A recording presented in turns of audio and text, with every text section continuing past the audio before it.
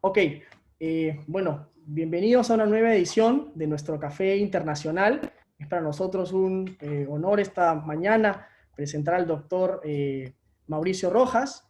Él es economista y político chileno. Tiene una historia muy interesante porque fue integrante y activista del movimiento de izquierda revolucionaria chileno y durante el régimen de Pinochet se trasladó a Suecia, donde se transformó posteriormente al liberalismo, ¿no? Va a contarnos esta mañana su historia en una conversación con Daniel Córdoba. Ha sido además ministro de Cultura de Chile y es para nosotros un honor tenerlo esta mañana en el Café Virtual. Antes de comenzar en estricto darle pase a Daniel para que pueda dirigir la entrevista y la conversación, quiero darle pase a Jörg Denner, que es director de la Fundación Naumann Países Andinos, aliado al Instituto Invertir y sin quienes no podríamos sacar adelante estos cafés semanales. Hola Jörg, ¿cómo estás? Muy bien, gracias, gracias. Es un día lindo hoy con mucho sol y bienvenido a Mauricio, nuestro amigo de Chile. Y Mauricio, hay una frase en alemán: si tenés 17 y no sos izquierdista, no tenés corazón. Si terminas tus estudios de universidad con 27 años y todavía sos izquierdista, no tenés cerebro. Bueno, por eso oye, tu historia está bien, excelente, excelente. oye, Muchas gracias para compartir con nosotros. Muchas gracias. ¿qué tal, Muchas amigo? ¿Qué gracias a tal? Invertir y No, estamos muy contentos. sí, esa Gracias, Jörg. frase existe, yo creo que en todos los idiomas existe esa Sí, frase, exacto, claro, porque es una claro, claro. experiencia universal. Lo que pasa es que Claro. los alemanes se apuran un poco y a los 27 años ya ven la transformación hecha. Sí, Nosotros nosotros acostumbramos a decir ya somos a los lentos con el 40 estudio. o 50 Sí, o sí, algo así. sí, sí. Necesitamos mucho tiempo para entender a los comunistas, sí. Sí, sí. Gracias, Jordi. Y nada, dejo el paso a Daniel para que pueda empezar la entrevista. Muchas gracias a los dos. Perfecto, no, para mí es un gusto enorme tener a Mauricio con nosotros. A Mauricio ya tuve el gusto de conocerlo en Madrid ya hace más de 10 años. Y bueno, he leído varios de sus textos, sus libros. Acá en Perú, para mi sorpresa, hay varios empresarios que no lo conocen personalmente, varias personalidades, pero que me mencionaron cuando envié la invitación a este café, que habían leído el libro sobre Suecia, que es un país, digamos, que él conoce particularmente bien, porque fue exiliado cuando hubo el golpe de Pinochet como un militante de izquierda, exiliado a Suecia. Y yo me acuerdo muy bien que él alguna vez contó, cuando recién lo conocíamos, esa historia que él conoció también a los exiliados de Europa del Este, ¿no? A los exiliados de Europa del Este que estaban huyendo de la dictadura comunista, y él huía de una dictadura de derecha, ¿no? Y fue ahí que él, digamos, hizo su transición, su conversión, como la hemos hecho muchos, de los que provenimos de hogares de izquierda, ¿no? Uno empieza a pensar el mundo sobre la base de lo que bebe en casa, ¿no? En mi casa también había hay todavía incluso una militancia de izquierda, que me hizo digamos, leer a Marx con mucha atención en la universidad, pero bueno, ya conforme pasaron los años, yo todavía no lo he escrito y espero escribirlo pronto. Uno va dándose cuenta que las sociedades que funcionan mejor, en donde la gente, son las sociedades en donde la gente está más libre y en la que puede ser más feliz en realidad, son las sociedades libres en donde predomina el capitalismo como sistema económico y la democracia liberal como sistema político, básicamente. Pero, digamos, lo interesante acá es escuchar la historia de Mauricio, en primer lugar, para después hablar de otros temas, pero sí, quisiera, Mauricio, que para el público peruano nos cuentes un poco tu historia, ¿no? O sea, en que brevemente y podamos así irte conociendo. Bueno, muchas gracias, Daniel, Georg, por invitarme a conversar con ustedes. Lo estoy haciendo desde Suecia, donde estoy desde junio acá. Suecia es mi segundo país, o mi otro país, digamos, así que sí, que lo conozco bastante, tal como tú decías. Incluso llegué a ser miembro del Parlamento de Suecia durante 6 años, del año 2002 al 2008, así que incluso a un nivel político más sofisticado lo conozco también. Bueno, la historia, yo creo que es la historia bastante típica de un joven latinoamericano de esa clase media, medio pobretona. Mis padres eran profesores, así que la situación económica no era como era, digamos. Aquella clase media que no tenía auto, digamos, así más o menos la línea estaba por allí. En los años 50, yo nací en el año 50, por lo tanto, impactado por lo que fue la Revolución Cubana. Yo tenía 9 años cuando Fidel entra en La Habana, y eso es, como todos sabemos, un terremoto político impresionante, que crea la ilusión en América Latina de que uno puede resolver todos los problemas con un golpe de fuerza, una demostración de virilidad, de macho, ¿no? Que es muy típica de lo que representaba Fidel, Che Guevara, etc. Y eso creó una ola entre los jóvenes, sobre todo, de ideales revolucionarios que fue muy impactante. También en mi familia es una mezcla. Hay una parte de izquierda, que es mi madre, militante socialista, como eran los socialistas chilenos entonces, o sea, marxistas, leninistas, y que habían descartado la vía parlamentaria, pensaban que la vía violenta era la única vía. Ese es el partido del presidente Allende, ¿eh? No estamos hablando de un partido socialista insignificante, sino que es la principal fuerza de la izquierda chilena. Pero tengo otra parte de la familia que son muy, muy católicos, muy conservadores, por lo tanto hay una mezcla. Pero en todo caso, yo muy joven, ya a los 14, 15 años, comienzo a leer. El Manifiesto Comunista para mí fue una cosa impresionante. Lo leí cuando tenía unos 14 años y medio. Y eso fue una transformación muy importante de la persona, porque el marxismo y lo que el manifiesto hace es invitarte a jugar un rol de protagonista en la transformación más importante de la historia humana. O sea, te da un rol como que fueras un mesías que va a cambiar no solamente la historia, la sociedad, sino que va a crear un hombre nuevo. Yo creo que no hay propuesta más delirante y más atractiva que ese tipo de propuesta. Imagínate chicos de 14, 15 o 17 o 16 años que de pronto ven esa posibilidad de jugar un rol histórico enorme. Lo cual también creaba en la personalidad de esos jóvenes, entre los cuales yo me contaba, un engrandecimiento muy impresionante. Yo recuerdo cuando yo miraba a mis compañeros de colegio, cómo se empequeñecían en la medida en que Mauricio Rojas, el revolucionario que iba a salvar la humanidad, crecía. Realmente, y esto lo cuento así porque creo que para comprender la mentalidad de los jóvenes que abrazan este tipo de luchas, es importante comprender estos fenómenos. Bueno, y así, tal como tú dices, llegué a militar en la izquierda revolucionaria y ser un creyente absolutamente ferviente.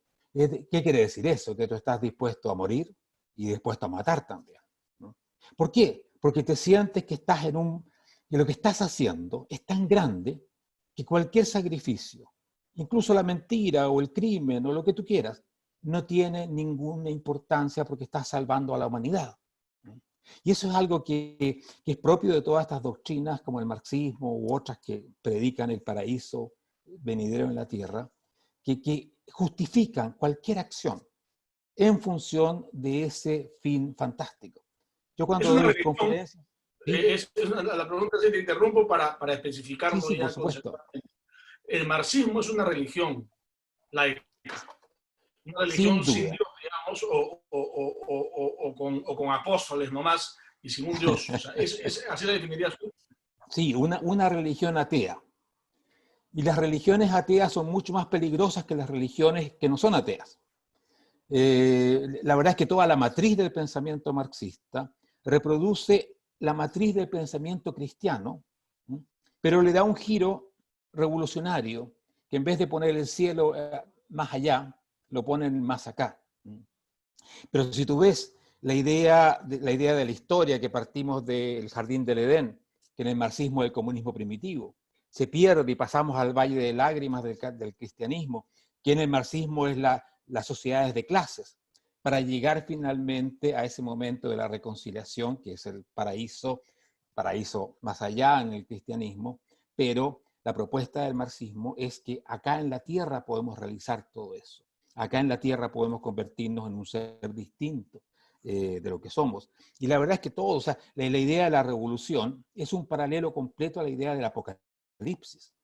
Si uno lee el último libro de la Biblia, el famoso Apocalipsis, se va a encontrar cómo el mundo nuevo pasa a través de un hecho de violencia increíble, que limpia el mundo antiguo y crea este nuevo tipo de seres humanos. Por lo tanto, tiene todos los elementos de una religión, especialmente una religión que tiene un parentesco con el cristianismo, pero que lo deforma completamente.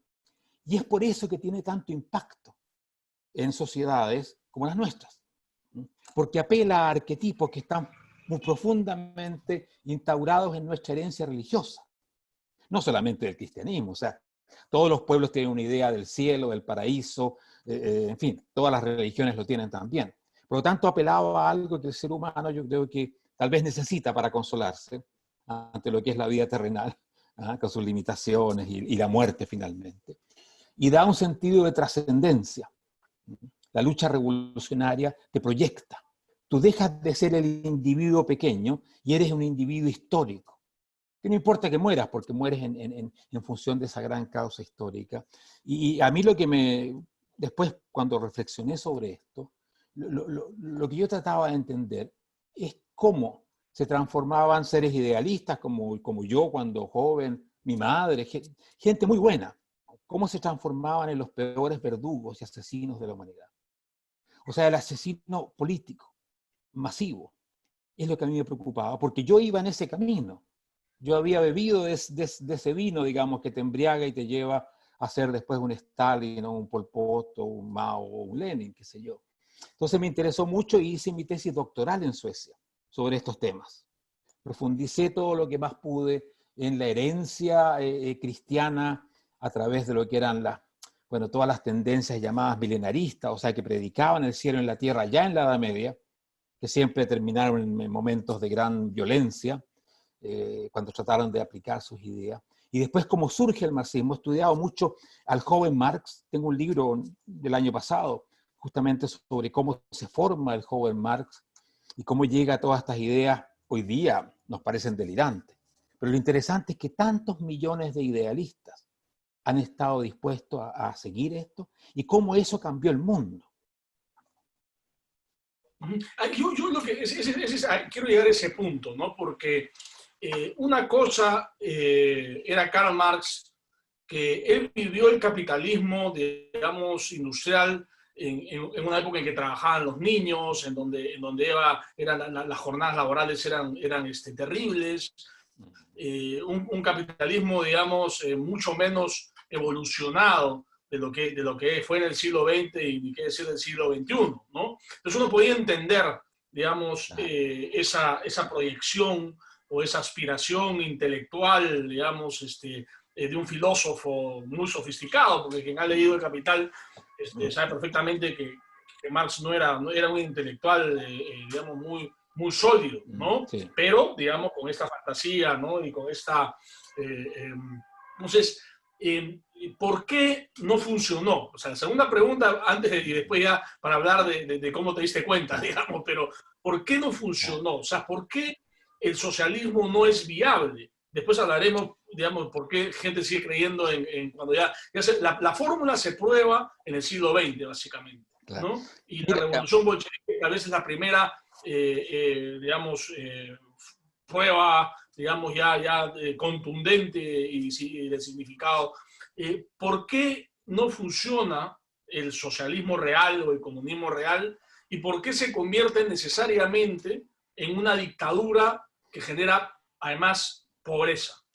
Claro. Mira, algo sobre lo que tú dijiste, una pequeña reflexión. El marxismo va a fracasar en la medida en que las sociedades se desarrollan. De hecho, la sociedad más desarrollada, Estados Unidos, nunca fue totalmente inmune al marxismo. Y Marx mismo tiene algunas cartas muy, muy interesantes donde dice, ¿qué pasa? Que salen revolucionarios de Europa y en Estados Unidos se hacen empresarios, más o menos así, resumiéndote. Bueno, justamente eso, que podían hacerse empresarios. Y eso también explica que después el marxismo tenga su gran éxito en sociedades relativamente pobres. Sociedades que reproducían, y con mayor fuerza, lo que era la Alemania de comienzos del siglo XIX. O sea, una sociedad que estaba en ese momento que comenzaba su desarrollo, estaba mucho más atrás que Inglaterra en sentido económico, más atrás que Francia en sentido político. Por lo tanto, son sociedades que comienzan la transición. Y eso es lo que vamos a ver en Rusia después. Porque eso es lo más espectacular. Que una doctrina que decía que el comunismo surgía de la maduración del capitalismo, termina teniendo su éxito político en sociedades que están al comienzo de la transición al capitalismo. Eso sorprendió mucho a Marx mismo, no podía entender por qué el capital tenía tanto éxito en Rusia. ¿Ah? Y finalmente terminó entendiendo de que ahí había una posibilidad muy inesperada. Parece que George quiere decir algo. Sí, George, adelante. Yo creo que no funciona porque es una trucha y una mentira, porque comunismo y marxismo tienen la ideología o el sueño de una igualdad de prosperidad o propietario. Pero si miramos a Lenin, a Stalin, a Honecker, a President Xi, a Il Leung, son más capitalistas que nosotros, porque tienen más, robaron la riqueza del país, tienen dachas, tienen autos, tienen riqueza, y el resto que no existe tratan que difundir a la gente. Entonces ellos son en realidad los más capitalistas que nosotros. Y claro, nosotros capitalistas, que siempre somos acusados para producir más desigualdad, hacemos exactamente el contrario. Hay más igualdad en los sistemas capitalistas o donde existe una economía de mercado que en los países que son comunistas. Sí, y para seguro y garantizar esto necesitan siempre violencia de derechos humanos, como dijo Daniel, siempre al final termina en un sistema autocrático o autoritario. Ya. Mira, George, uno entiende que cuando estos movimientos o estos revolucionarios llegan al poder, se convierten en sátrapas, en dictadores, en explotadores, en fin, ni comparables con los capitalistas, mucho peores, son sátrapas del estilo antiguo, digamos. Pero lo interesante es entender por qué la gente, antes de llegar al poder, se adopta estas ideas, por qué se juegan la vida por estas ideas. Y mi punto de partida es conocer mi madre y un montón de otra gente que estaba allí claramente por idealismo y no por querer que el día de mañana, si es que estaban vivos todavía, iban a llegar a tener una casita más linda o cosas por el estilo. Yo creo que en la derecha hay un error, y en el liberalismo de análisis del marxismo, donde los pinta como los malos que se juntan para hacer el mal. Eso es muy simple. La verdad es que hay que entender la transformación de idealistas en personas que pueden hacer el mal. Y pienso que las personas, mientras más convencidas están de que tienen la solución de todos los problemas de la humanidad, son más capaces de hacer el mal extremo. ¿Por qué? Porque es tan poderosa la utopía que tienen que cualquier sacrificio, el de ellos mismos, porque todos estuvieron dispuestos a morir. Si tú ves la historia de los bolcheviques, todos estuvieron en Siberia, muchos murieron, pero ellos están con esa tremenda idea. Ahora, Daniel preguntaba por qué no es viable. Bueno, la respuesta más simple, Daniel, es que la naturaleza humana es como es. Y cualquier intento de amoldarla, de transformarla en una especie de ángeles que no tienen vida propia ni intereses propios, conduce a la destrucción de todo lo que entendemos como una vida social normal.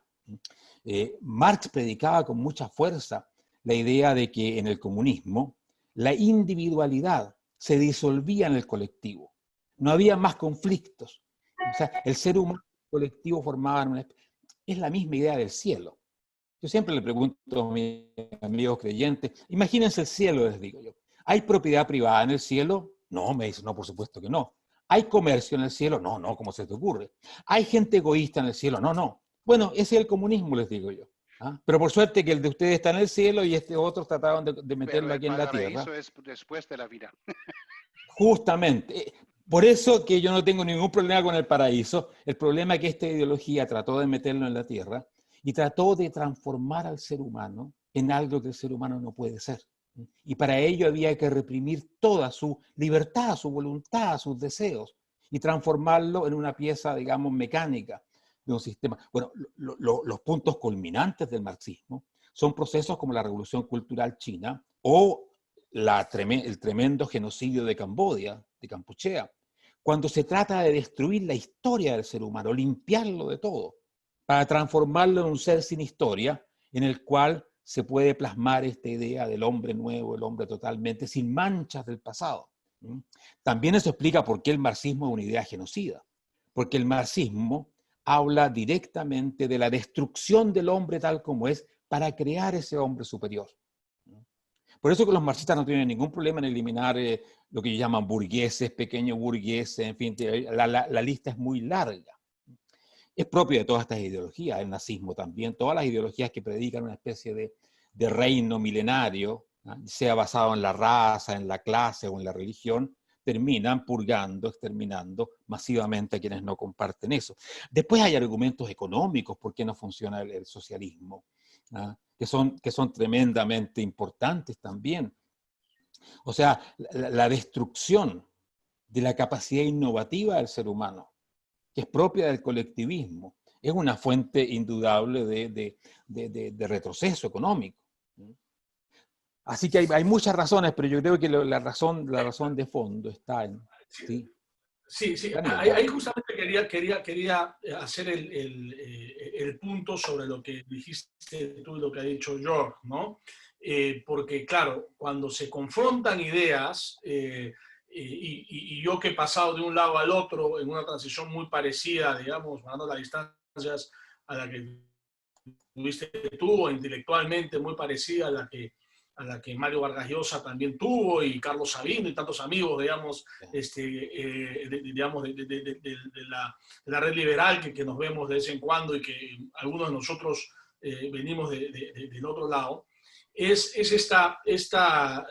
dejar en claro que el punto de partida en muchos casos y hasta en la mayoría de los casos es una creencia honesta, una creencia sincera de que es posible crear el paraíso sobre la tierra. O sea, no es, y que cuando llegan al poder, digamos, obviamente ahí la naturaleza humana se expresa en su mayor dimensión. Cuando llegan al poder los políticos que lideran estos movimientos, como el caso de Fidel Castro, y todos los anteriores y ahora los posteriores, Maduro, qué sé yo, cuando llegan al poder se dan cuenta, digamos, de que son, digamos, se manifiesta la naturaleza individualista del ser humano y se convierten en dictadores. Y se convierten en dictadores porque la confluencia entre esa creencia y la realidad lo que genera son estados totalitarios, porque tienes que planificar todo, tú decidir qué producir, cómo producir, tú decidir quién habla, quién no habla, o sea, tú decidir quién viaja, quién no viaja,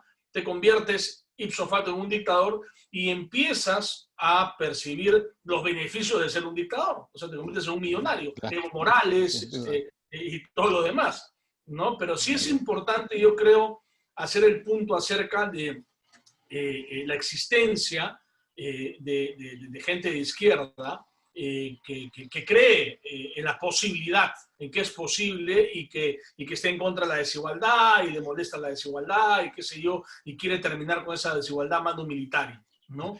Pero Daniel, hay una cosa más. Incluso estos grandes dictadores, yo creo que creen en que esa tremenda brutalidad que ejercen, la ejercen para que la historia avance en el sentido de esta liberación. Porque de otra manera, no es entendible tanta maldad. O sea, los extremos de maldad de Stalin, de Hitler, de Pol Pot, de toda esta gente, no, son insostenibles si es que ellos no creen que eso es parte de ese progreso, pero como ellos dicen, el ser humano le falta mucho, tenemos que pasar por esta larga etapa que Marx llamaba la dictadura del proletariado, bueno, en fin, todo esto, para poder crear ese mundo futuro. Porque fíjate que de simples oportunistas, ladronzuelos, gente interesada por la riqueza, ni siquiera, no creo que tenga el potencial asesino, que puede tener el convencimiento absoluto de que uno es la herramienta de la historia para crear este paraíso en la tierra. Eso pasa también con los fanáticos religiosos, con muchos otros que comparten esa capacidad increíble de hacer el mal. Ahora, también con los dictadores de derecha, ¿no? O sea, probablemente Franco pensó que lo que él estaba haciendo era liberar a España del comunismo y hasta que se murió pensó que él había salvado a la nación y mucha gente aún en España tal vez lo cree, lo mismo con Pinochet, ¿no? Claro, O sea, claro. sucede lo mismo con las dictaduras de derecha a través de ese fenómeno de creencia digamos, si se puede llamar honestidad intelectual, ¿no? Pero Tal vez con ¿cómo? un... Hay un libro que tú escribes a la limón con Roberto Ampuero, que fue Sí, canciller claro. Diálogo de Conversos, que yo lo disfruté mucho. Sí. Cuéntanos cómo te diste cuenta, o sea, cuál fue el proceso, cuántos años te costó. O sea, yo estudié un poquito el mismo Vargas Llosa hace, digamos, por todo lo que publicaba y todo lo que yo lo seguía. Su proceso se da en los años 70, básicamente, ¿no? Desde el fenómeno, digamos, desde su decepción con la Revolución Cubana, cuando se va dando cuenta que se va convirtiendo en una dictadura, ¿no? Y el caso París, y qué sé yo, hasta que empieza a leer a Popper y empieza a leer a Hayek y empieza a leer a los liberales, y tiene un proceso de conversión que yo calculo habrá durado poco menos de 10 años, ¿no? O 10 años más o menos, no sé, nunca se lo he preguntado, pero en tu caso, ¿cómo se da ese proceso en donde te vas tomando conciencia de que habías creído en algo que básicamente generaba el infierno en lugar del paraíso sobre la tierra? Bueno, mira, esa es una pregunta que me hacen a menudo. ¿Cuándo te diste cuenta o cuándo hizo clic o algo así? Tú dices muy bien, este es un proceso largo. Mi respuesta habitual es que yo no tuve la suerte de San Pablo, ¿no? Que le cayó un rayo divino y se convirtió en un segundo de un perseguidor a un cristiano, sino que es un proceso tremendamente largo. Yo también calculo que unos 10 años y con una serie de elementos que van, por supuesto que está esa cercanía que yo tenía en Suecia con el bloque comunista, los refugiados que llegaban. Pero fíjate que en mi caso este proceso fue sobre todo un proceso sobre mí mismo, ¿no? Sí, claro, era sobre otros, sobre dictadores, sobre Castro, sobre todo esto, pero era fundamentalmente un proceso sobre mí mismo, porque yo quería entender cómo yo iba en camino a ser, y pude ser, lo que fueron este tipo de asesinos políticos. Y eso para mí fue una cuestión, no solamente yo, mis seres más queridos. Y eso fue un proceso para mí muy conmovedor, porque una cosa es distanciarse del mal, otra cosa es entender que el mal está dentro tuyo y que tienes que tener un pensamiento político, que es para mí el liberalismo, que te proteja no de los malos, sino de aquello que el ser humano, yo creo que todo ser humano, ¿no?, tiene una capacidad de hacer el mal, que para mí era muy evidente. Y el problema mío es cómo nos protegemos de esa capacidad nuestra, ¿ah?, de, bajo ciertas ideas, en ciertas circunstancias, desencadenar el mal. Y para mí el liberalismo fue finalmente esa respuesta que dice que creamos una cultura, creamos ciertas reglas, creamos aquello que limita esa posibilidad, que combate los ideales colectivistas que ponen ciertos colectivos, la nación, la clase, la religión, etc., por sobre el individuo. Pero el problema fundamental para mí es cómo protegerse de algo que yo creo que está en el ser humano y que por tanto tenemos que contar con ello siempre. Tenemos que estar siempre alerta. No va a pasar ni con el desarrollo económico, si bien se va a atenuar, va a estar siempre presente esta posibilidad de que el ser humano se deje llevar por esta idea fantástica de poder cambiarlo todo y poder construir este paraíso en la tierra. Así que estos elementos externos, como encontrarme con refugiados, me acuerdo de un refugiado cubano que era homosexual y que me contaba de los campos de concentración cubanos, dirigido por mi estrella política, el Che Guevara.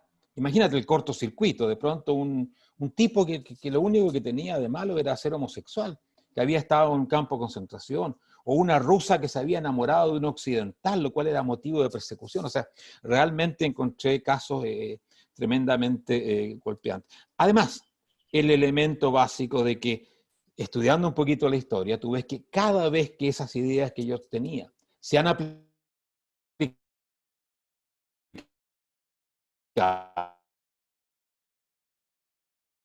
hemos terminado un error, 2 veces un error, pero era más que eso, era una cuestión sistemática. Por lo tanto, había algo en las ideas mismas, desde Marx en adelante, porque algunos le echan la culpa a Lenin, otros le echan la culpa a Stalin, desde Marx en adelante. Su propia idea del comunismo, de la disolución del ser humano, del individuo en el colectivo. Ahí está una raíz que yo traté de entender. Como te digo, me tomó mucho tiempo, escribí mi tesis doctoral sobre esto para profundizar en todo esto. Me llevó a conflictos muy duros incluso con mi madre, el ser más querido, yo soy hijo único, ella es madre separada, imagínate, militante, toda su vida entregada a esto, y de repente el hijo le dice, madre, tú estuviste metida en algo que llevaba al asesinato, al crimen, y tú ibas en camino en eso, yo también iba en camino en eso. Y claro, te lo dice un muchacho, yo tenía ya unos 27 años, qué sé yo, pero ya tenía ya 47 o 50, murió bastante pronto. Estuvo en la cárcel con Pinochet, estuvo en la famosa Villa Grimaldi, donde torturaban a la gente. Entonces, decirle a un militante que ha pasado por todo eso, tu vida fue una vida puesta al servicio no solamente de un error, sino que de una ideología asesina. Eso es tremendo. Y yo todavía estoy bastante dudoso si hice bien o no hice bien de tener ese enfrentamiento con mi madre. Que después pudimos seguir adelante, porque bueno, nos teníamos solamente el uno al otro, más o menos, para decirte las cosas. Pero fue algo muy duro porque no era romper solamente con ideas, era romper con seres queridos, era romper incluso con amigos que habían ya muerto por estas ideas. Y eso es lo que hace que esa evolución tenga una parte intelectual, todo lo que tú quieras, pero también tenga esta otra parte que es la más complicada y desgarradora realmente. Sí, justamente, yo en mi caso, yo opté por dejar de hablar de política, digamos que vivimos una época no tan complicada en Perú, ¿no? En donde el capitalismo, digamos, regresó con determinada fuerza y, bueno, preferimos en casa obviar los temas, pero sí la mayor parte de mi familia, una parte importante, siguen creyendo en que Cuba es un modelo adecuado y mejor que pero hay gente que sigue creyendo, o sea, y digamos, lo que está pasando en el mundo ahora, que todavía hay gente que defiende a Venezuela, lo que está pasando en España con Podemos, qué sé yo, nos hace, digamos, hacernos la pregunta, ¿no? O sea, ¿por qué, a pesar de que hay evidencia histórica abundante de que las ideas socialistas llevadas a la realidad terminan en pobreza, terminan en dictadura, y lo estamos viendo en Venezuela, el desastre que hay? Millones, digamos, de venezolanos exiliados, acá en el Perú hay 1 millón por lo menos ya, que hemos podido absorber, además, curiosamente, Nicaragua, lo que está pasando, Corea del Norte, por favor. ¿Cómo es posible que se siga creyendo, ¿no? Y yo no quiero hacerte esta pregunta ya yendo a un tema, digamos, paralelo o muy, muy cercano, que es tu análisis sobre lo que pasó con Allende, ¿no? Y la lectura de la historia de Chile, digamos, ¿no? Para algo que tú conoces perfectamente, ¿no? Y que se te ha criticado mucho, ¿no? Obviamente desde la izquierda sobre todo, de que tú sostienes de que la responsabilidad del golpe de Pinochet es compartida entre los propios militares, obviamente, y la izquierda, que con Allende estaba llevando a Chile al despeñadero, ¿no? Cuando además Castro pasó como muchas semanas ahí en Chile, era el próximo Cuba, ¿no? Y de alguna manera tú dices que el golpe es una reacción a algo que se venía ya, ya era muy violento, ya estaban entrando, digamos, a una situación de dictadura en ciernes a partir de una elección democrática, como Hugo Chávez, ¿no? Años después. Mira, lo que yo he sostenido, Daniel, es que la destrucción de la democracia chilena, en ese proceso, la izquierda tiene una responsabilidad fundamental. Y es un proceso que comienza en los años 60. El ejemplo que te di antes del Partido Socialista, que ya en el año 67 había descartado la vía pacífica y había definido la democracia como un elemento instrumental para llevar a ese momento donde se iba a decidir por un enfrentamiento armado la posible construcción del socialismo en Chile. El partido en que yo militaba, el Movimiento de Izquierda Revolucionario, pasó a la lucha armada el año 69 en plena democracia bajo el gobierno de Eduardo Frei Montalva. Por lo tanto, mucho tiempo antes del golpe de Estado. Más aún, el gobierno de Allende tiene una paradoja fundamental. Es un gobierno que nunca tiene la mayoría consigo. Hay un momento donde quizás tiene la mitad del país, pero ese momento es muy breve.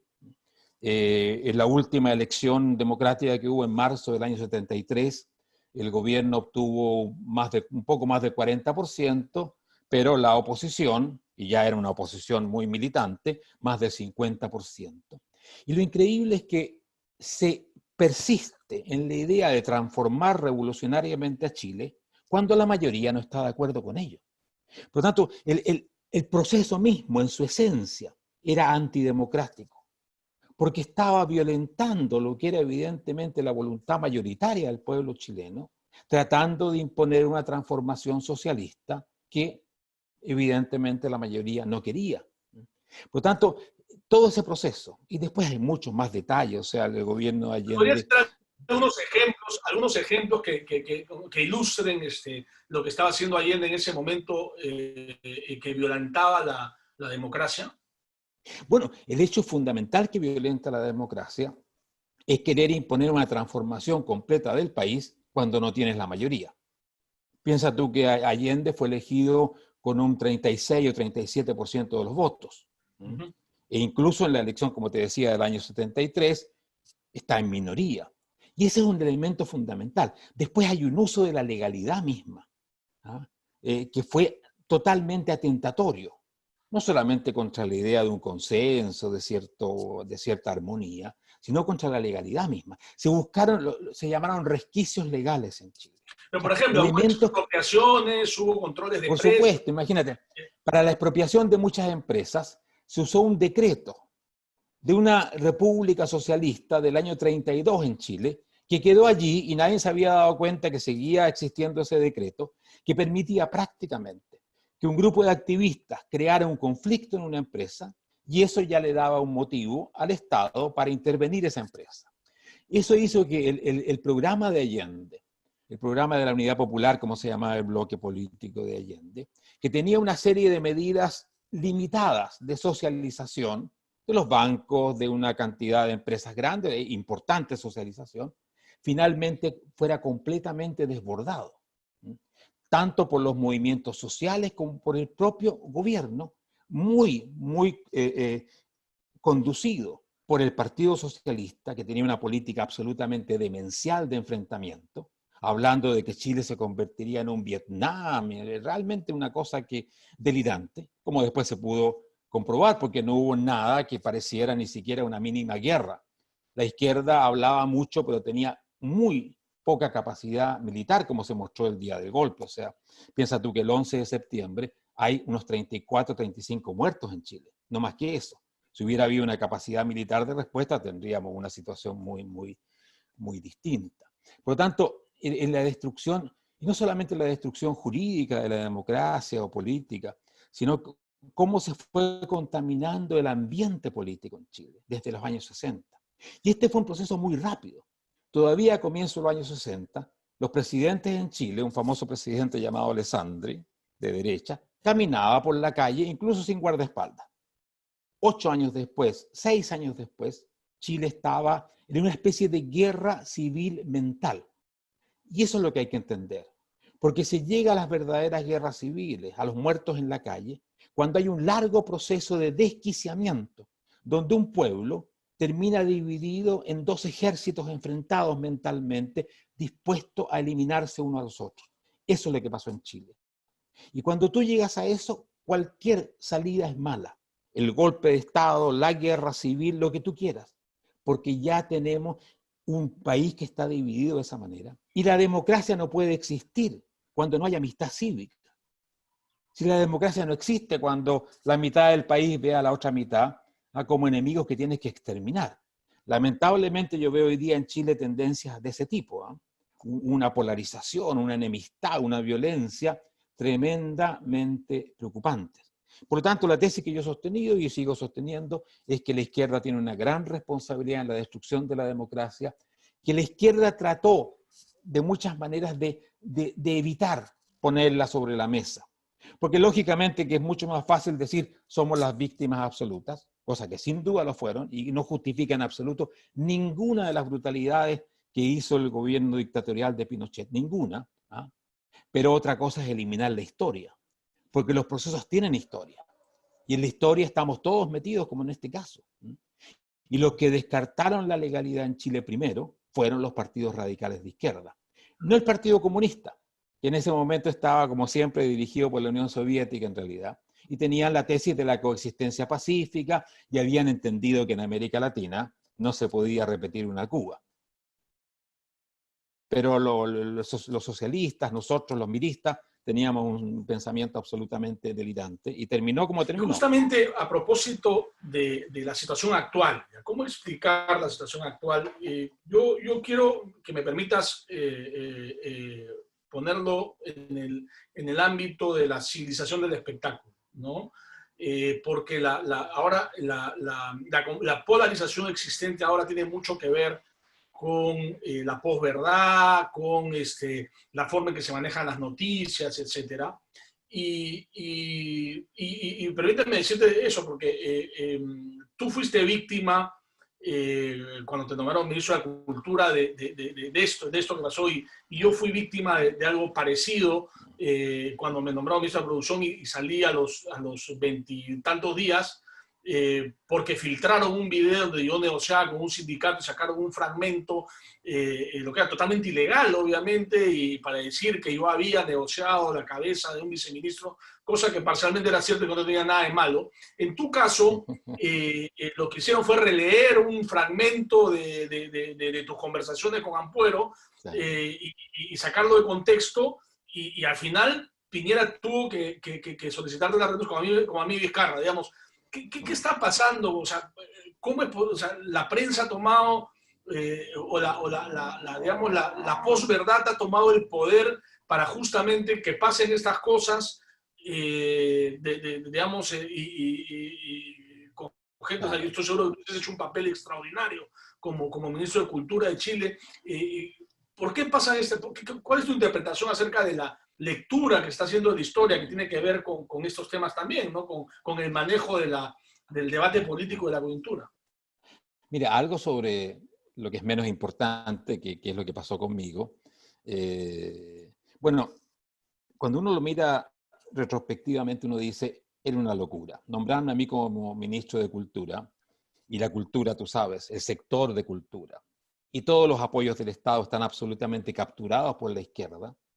Por lo tanto, ellos vieron llegar aquí un personaje que les iba a cortar los subsidios, así lo vieron. ¿Ah? Yo ya la verdad que no tenía ninguna intención de hacerlo, fuera de limpiar cosas que había que limpiar, pero en general no había una intención de llegar con una especie de espada de Damocles ahí. Pero lógicamente que ellos defendían ahí sus ideas y su pan, digamos. Y yo entiendo perfectamente esa movilización. Ahora, cobró una fuerza extraordinaria en su momento. Sacaron una frase de Diálogo de Converso donde yo decía que el Museo de la Memoria era un montaje. Y lo dije en el sentido de montaje de que se había montado algo, tal como se construye una escena, un teatro, algo para representar algo y crear un efecto político.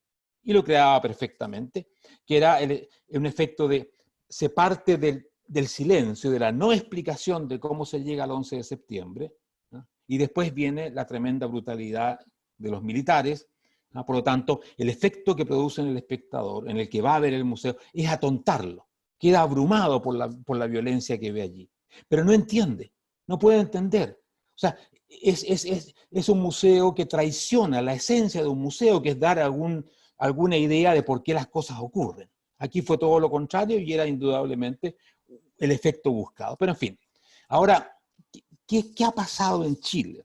Realmente es algo con lo cual estamos tratando de entenderlo, Daniel, George. Porque era el país más exitoso de América Latina, un país que ha progresado extraordinariamente, bueno, ustedes conocen todo eso, y que de pronto entra en un nivel de insurgencia extraordinario y de rechazo a lo que es el modelo, como se le llama en Chile, y una idea que no tiene una definición muy clara, de cambiar todas las cosas y de usar la violencia. Hay una tolerancia con la violencia, que lamentablemente la violencia se fue aceptando paulatinamente. Empezaron los estudiantes, ocurre en el sur de Chile, y se fue normalizando el uso de la violencia, que el 18 de octubre estalló en una explosión de violencia totalmente inusitada. O sea, decenas de estaciones del metro quemadas, en fin, fue una cosa que todavía asombra mucho y tenemos muy poca claridad sobre lo que pasó. Pero la pregunta de base es por qué había un sentimiento de rechazo a un sistema que ha creado el mejor Chile de su historia. Me recuerda mucho lo que pasó en Europa en el año 68. Europa había vivido su mejor época de la historia después de la Segunda Guerra Mundial. Reconstrucción, democracia, avances rápidos. Y en el año 68 tenemos una cantidad de jóvenes diciendo que Mao tiene la razón, que hay que destruir el sistema europeo, que hay que, en fin, todas esas cosas. Yo he tratado de dar una explicación que yo lo he llamado el malestar del éxito. Que el éxito también crea sus malestares. El éxito multiplica las expectativas, multiplica las demandas. La pobreza muchas veces disciplina, te pone un horizonte más limitado. El éxito, y Chile ha tenido un gran éxito, te abre unos horizontes desmedidos y lo quieres todo ya también. Eso sumado a problemas evidentes que tenemos en una serie de aspectos. Yo creo que hay una desigualdad muy grande en Chile, desigualdad sobre todo de oportunidades, ¿no? Que es algo que yo creo que el sistema chileno debe corregir. O sea, no es posible que la mitad de los niños chilenos, a lo mejor por ahí, vaya a escuelas deficientes, donde su capital humano no puede desarrollarse. O sea, creo que nos han faltado muchas cosas. Creo que el modelo fue muy exitoso, pero no supo corregirse a tiempo. Nos pasó, por ejemplo, con el tema de las pensiones. El sistema de capitalización es insuperable, pero hay que tener parámetros, ¿ah? Como qué porcentaje ahorras, ¿ya? Cuántos años tienes que trabajar, etcétera, etcétera, que tienen que funcionar. Nada de eso se corrigió a tiempo, sino que la idea del éxito, vamos bien, seguimos bien, ¿ah? Y se fueron acumulando en las nuevas clases medias, porque toda esta protesta es fundamentalmente de las clases medias, ¿ah? Se fue acumulando un sentimiento de que este país es profundamente injusto con nosotros. Este país es riquísimo, pero nosotros no somos riquísimos. Un poco lo que tú decías de país rico, estado, o estado rico, país pobre. Acá se dio la idea, este país es muy rico para algunos y muy pobre para otros. Y se terminó produciendo ese efecto insólito de explosión, de violencia, de protestas, todo junto además. Unas protestas enormes y niveles de violencia enormes también, que la verdad es que destrozaron la idea que teníamos de Chile. Chile siempre, por lo menos yo creía, y yo creo que la mayoría creía, era un país muy civilizado, que funcionaba muy bien, que se respetaban las leyes, que la gente en general no recurría a la violencia. Y te digo, de un día para otro, todo esto se cayó al suelo. Y se transformó en el país políticamente más violento de América Latina. Porque los niveles de violencia política que ha vivido Chile y que probablemente puede vivir en el futuro de nuevo, son insólitos, incluso en el contexto latinoamericano. Sí, la particularidad de Chile es la existencia de una izquierda muy, muy radical, ¿no? Pero sí, muchos acá en Perú leímos, por lo menos algunos, lo que pasó en Chile, como un fenómeno de país ya desarrollado, ¿no? Un fenómeno similar al de París de mayo del 68, sin lugar a dudas, ¿no? Porque en Perú no ha habido esto, a pesar que, digamos, las élites ideológicas más o menos que piensan igual. O sea, el populismo acá es predominante y hay esta idea de la desigualdad pero el problema es que en Perú no puede haber una huelga por el precio del metro porque no hay metro, ¿no? Simplemente no hemos llegado a ese nivel de desarrollo. Tenemos una mayoría, el 70% o más ahora con la pandemia de la mano de obra es informal, ¿no? Entonces no están dentro del sistema. Entonces, ¿cómo van a protestar contra el sistema si no están dentro del sistema? Entonces, eso es un fenómeno distinto, pero sí creo que en Chile es más un fenómeno, a mí me hizo acordar a Francia, pero no solo a Francia de hace 40, 50 años, sino a Francia del año pasado, digamos, donde en la banlieue, en las zonas de fuera, periféricas, también incendian autos, hay todas estas protestas que son propias de la situación, digamos, de la dinámica del capitalismo, que es un sistema que no es igualitario, es un sistema donde hay desigualdades, y las desigualdades suelen acrecentarse y el Estado debe de vez en cuando compensarlas. Y justamente sobre ese tema, pasemos a Suecia para ir terminando, porque es el otro país que conoces tan bien como Chile, que es tu segundo país, y has sido congresista en ese país, es autoridad pública en ambos, es un caso curioso. Y mucha gente dice, bueno, pero si Suecia es un país socialista, pues los países nórdicos son el modelo de país socialista. ¿Es Suecia un país socialista? ¿Son los países nórdicos países socialistas? Esto para el auditorio peruano. Que nos Yo creo que la gente es muy ignorante sobre estos países. Bueno, están lejos y parecen algo bastante extraño. Por parte de la izquierda le hacen falta utopías, no le queda ninguna prácticamente, entonces de pronto habla del modelo nórdico, los países nórdicos. Los países nórdicos se hicieron ricos por el capitalismo, por las reformas liberales, mucho antes de los estados de bienestar y todo esto, porque no puede haber estado del bienestar si no hay creación de riqueza, amplia creación de riqueza. Las grandes fábricas e industrias suecas son conocidas mundialmente. La Ericsson, la Volvo, en fin, tienen una cantidad enorme. Eso es lo que cambió a Suecia y esa es la base que en un cierto momento llevó al Estado sueco a sobreexpandirse y a crear un sistema de monopolios públicos que terminó muy mal, cosa que la gente tampoco parece saber. Cuando la izquierda en Latinoamérica habla de Suecia o del modelo sueco, habla de la Suecia antes de 1990. Que es el gran Estado que Olof Palme ayudó a crear, en fin, y que terminó en una crisis tremenda en los años 90. A partir de eso, hay un proceso de reformas realmente extraordinarias que ha tratado de corregir tanto los excesos del viejo estado del bienestar como destruir los monopolios públicos. Si algo se ha intentado en los últimos 25 años o 30 años, es la destrucción sistemática de todo monopolio público. La izquierda en Latinoamérica todavía quiere crear monopolios públicos y cosas así.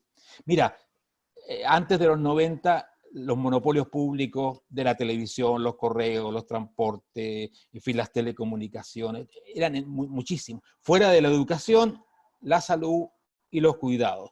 Hoy día no queda nada de eso. Incluso a nivel de estos servicios básicos del bienestar, como la escuela, suponte, hay un sistema de voucher, de cheques, de vales. Y cualquiera puede crear una escuela, con un mínimo de requisitos, por supuesto, esto no es un juego, y competir por la elección libre de los consumidores, los ciudadanos, que si quieren elegir una empresa que crea una escuela, van a elegir esa escuela, con fin de lucro, si es que al ciudadano le da un mejor servicio y si no cobra más. El cobro es igualitario, o sea, el precio está fijado por el famoso voucher escolar. Y es de un nivel bastante alto porque este es un país desarrollado. Mira, el único monopolio que hoy día queda en Suecia es de la venta de las bebidas alcohólicas. Cosa que produce gran sorpresa y dicen, ¿pero qué les pasa? Bueno, yo no sé qué les pasa muy bien. Tal vez creen de que si vendieran en los supermercados el alcohol, todos se emborracharían acá, a lo mejor, qué sé yo. Suecia tuvo grandes problemas con el alcoholismo y qué sé yo. Pero ha sido un cambio extraordinario el que Suecia ha... Eso es lo que cuento en mi libro sobre Suecia, donde analizo estos cambios, porque es muy interesante aprender de que el camino... ¿Cómo? En Amazon, se puede encontrar digitalmente en Amazon. Sí, se puede encontrar, se llama Suecia, el otro modelo. Y ahí está explicado todo este cambio, primero cómo la expansión, el exceso. Piensa tú que el gasto público en Suecia llegó a bordear el 70% del PIB, del PIB.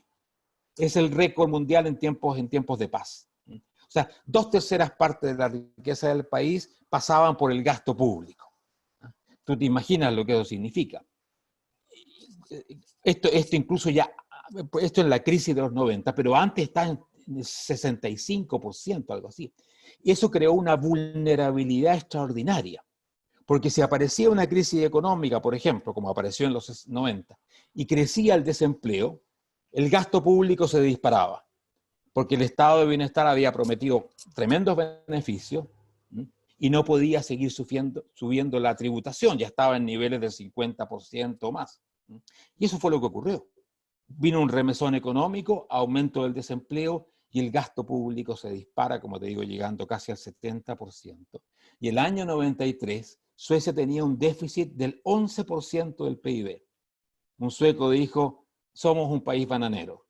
Y otro le dijo, sí, pero sin bananas, porque ni siquiera eso tenemos. A ese nivel llegó la Suecia del famoso Estado monopolista, maximalista del bienestar. Y después ha tratado de meter elementos de capitalismo y de liberalismo para salvar el estado del bienestar. Porque aquí nadie quiere destruirlo, sino que todos quieren que sea sostenible. El gasto público ha bajado en 20 puntos del PIB, del 69, que fue el récord, por ciento, a 49,50, que es el nivel actual. Ningún otro país ha reducido tanto el gasto público como lo ha hecho Suecia después de la gran crisis de los 90. Así que es un país bien aleccionador este. ¿Eh?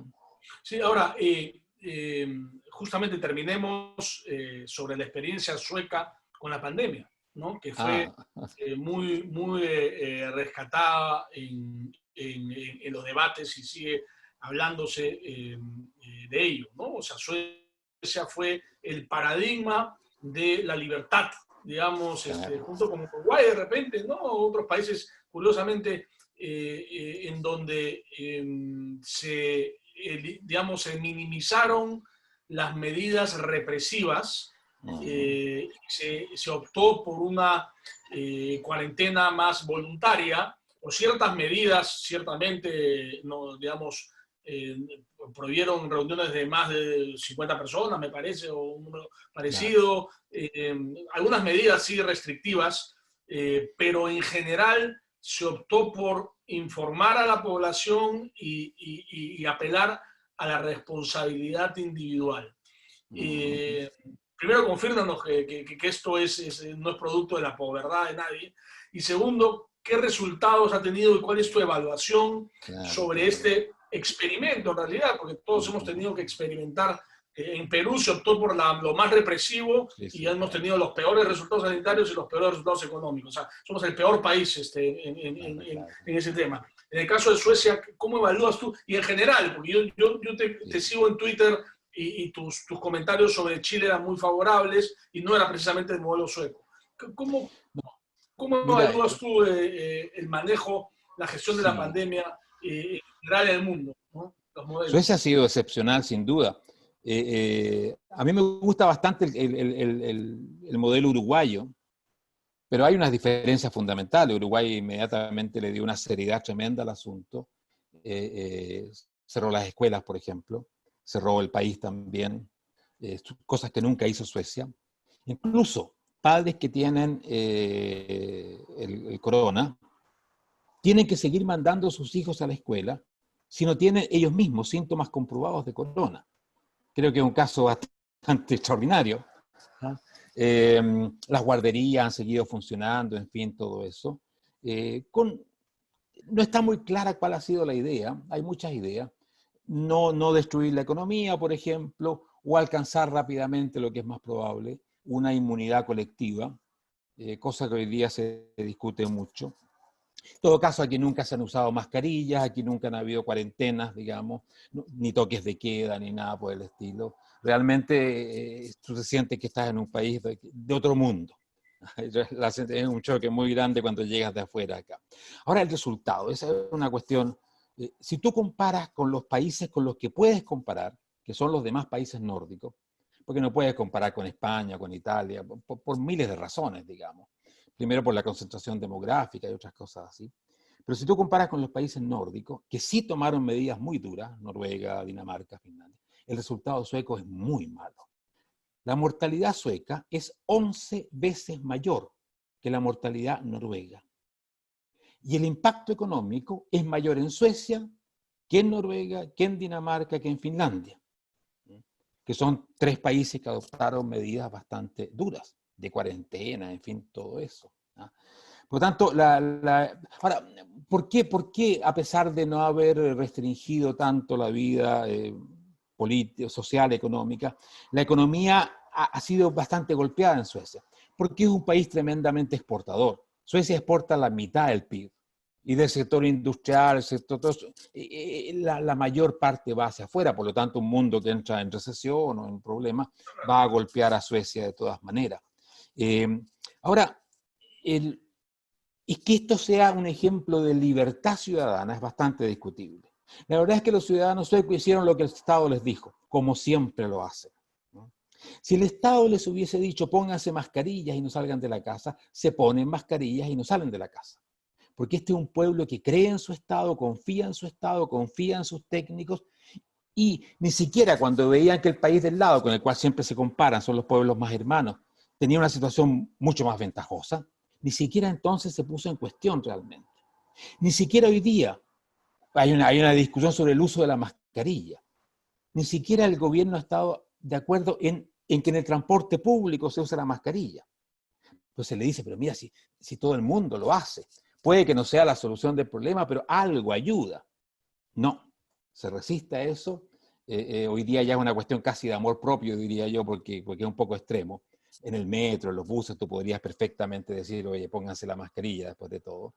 Hoy día la situación está bastante controlada, está bien, no sabemos qué va a pasar, pero hay un récord de mortalidad que es muy, muy duro. Si eso se hubiese producido en un país menos desarrollado, el sistema hubiese colapsado y el sistema político hubiese quebrado. Ningún país resistiría las cifras que Suecia resistió, y con un sistema de salud desarrollado que logró mantener, muy, muy estresado, pero logró mantener los servicios. Si eso tú lo aplicaras, bueno, ya ves en Perú con cuarentena, o sea, ahí no hay ninguna solución.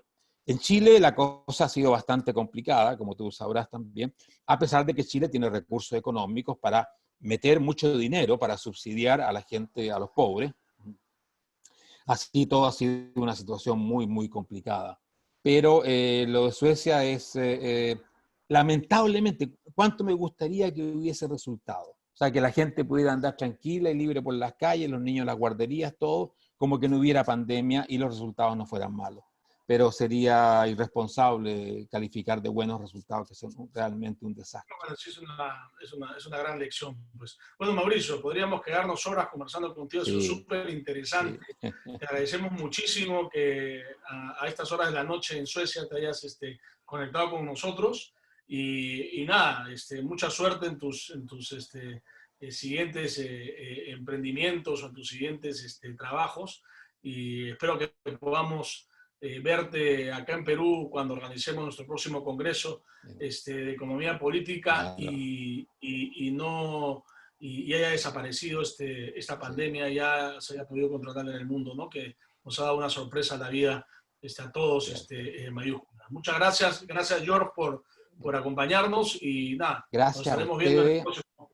Un placer, así que encantado la próxima vez y ojalá podamos vernos en Perú pronto. Un abrazo para todos ustedes. Gracias, Mauricio. Muchas gracias. Chao.